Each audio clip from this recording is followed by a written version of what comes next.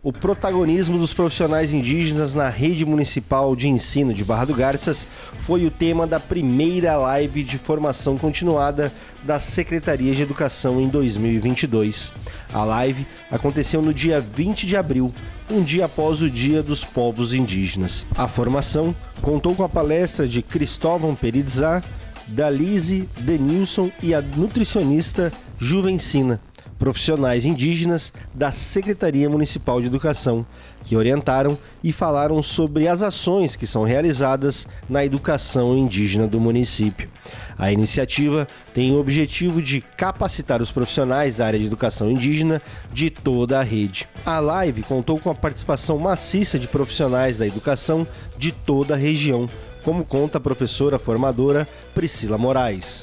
Foram quase 700 participantes, 2.500 visualizações nessa primeira live.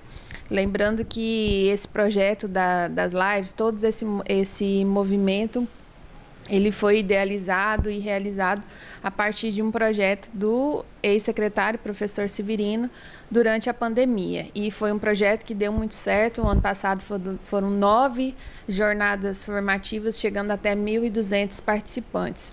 E esse ano a gente reinicia esse projeto, idealizado por ele, com muito sucesso, e ficamos muito felizes.